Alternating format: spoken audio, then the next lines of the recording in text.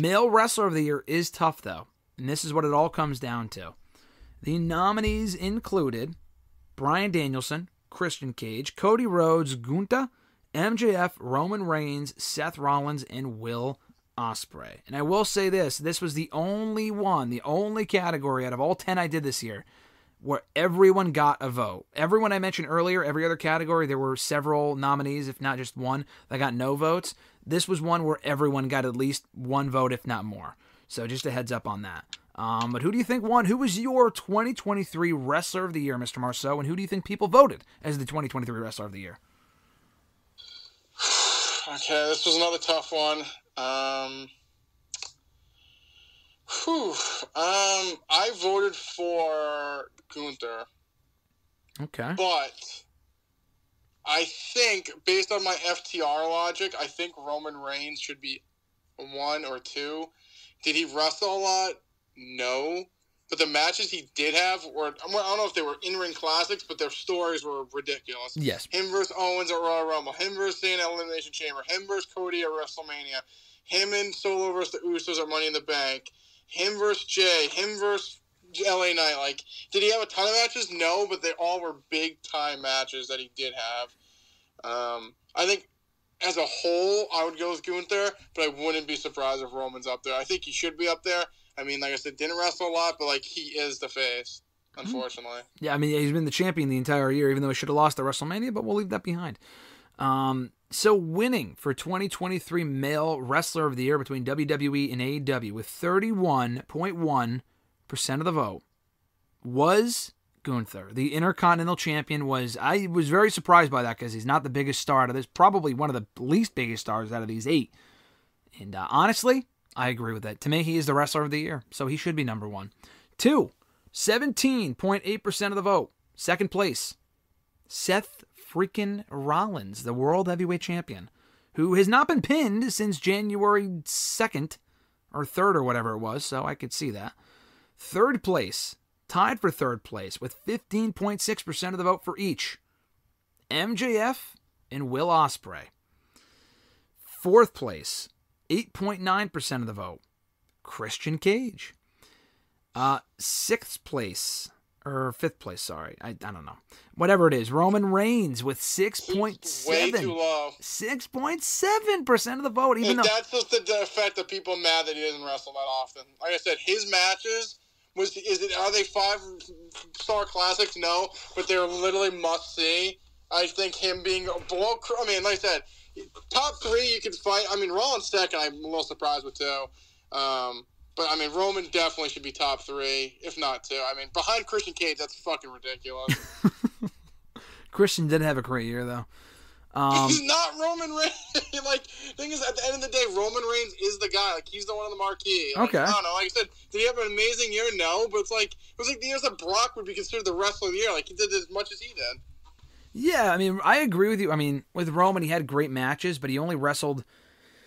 I agree with you. He's not the Wrestler of the Year for me. But what I would say is that I think the Bloodline passing its peak really hurt Roman Reigns at this point. I think him beating Cody Rhodes, I agree with you. What he's done since Mania has been great, but I think people are really hung up on the fact that he should have lost at WrestleMania and the Bloodline peaked at that point. And then what we've gotten since then, especially since SummerSlam, has been largely non-existent. There's been no progression in the storyline at all. I agree. I mean, I think looking back at it now, like, especially if Cody wins this year, it's like at that point you should have just done it. Because then... he could have just lost it. Like, he could have put Jay over even more than he is now. Like, imagine Jay actually beat him at SummerSlam with no belt on the line. He actually beat Roman. Like, he beat Roman, like, after Cody beat Roman. Like, say Roman went on, like, whatever, the dissension, and then he lost to Cody, and then Jay beat him. Like, that would make Jay even more over than he currently is. Like, yes, he's super over. He did pin him in a tag match, but if he wasn't champion right now, that it would have been a big deal. And then this year, you could have done Roman and Chase mode, and Cody's the champion. Yeah, no, I agree. And they missed the ball on that completely. Dude, they're in the 6th inning. Relax. You're being generous. I think it's like the top of the 5th. Max, maybe 4th. It's tough to say, but I just did go back while you were talking just to check. Roman Reigns and Sami Zayn were tied last year for Wrestler of the Year, and Roman Reigns was also voted the Wrestler of the Year, male wrestler, in our voting process, or our awards, 2 years ago. 3 years ago was the last time he did not win, and he came in third that year to Drew McIntyre. Drew McIntyre won. So he didn't even come close. I think it is the bloodline thing where I think people are just sick of the bloodline shit. And I think if he beats Cody again or whoever at Mania, I think it's going to get even worse. And honestly, at that point, I don't really blame him. This year, I kind of blame fans because I think he did have a very good year overall with, again, more big-time fight feel matches against a variety of opponents. LA Knight's match was also really good. I think the story just peaking at Mania was what really bothered people. But you can't take anything away from these other people. The Rollins character isn't great, but Rollins had a pretty good fucking year. I mean, he was world champion since May. He's had some really good matches, holding it down on the Raw roster. MJF had an amazing year as well, champion almost all year. We'll see what happens on Saturday. But he kind of carried the company in 2024. I would probably put him at number 2. Will Ospreay wasn't signed to AEW, but the matches that he did have were fucking phenomenal. Cage had a great year.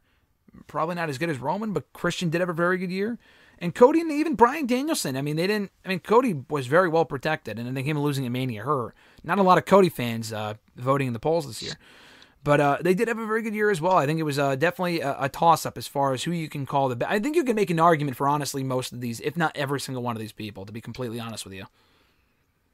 Yeah, no, I feel like this year, honestly, from what we've done so far, I feel like this year was less outrageous than last year. Last year, I was on the floor halfway through.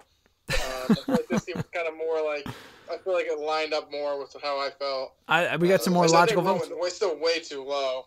But like I said, I feel like you could put MJF second. Like I said, Rollins has had good matches. It's been good this year. The character in me that's my Roman Reigns bloodline thing. The character for me just kills him. I just think of other people before because I can't stand the laughing and the stupid lingerie shirt and the ugh. No, I agree with that. So there you go.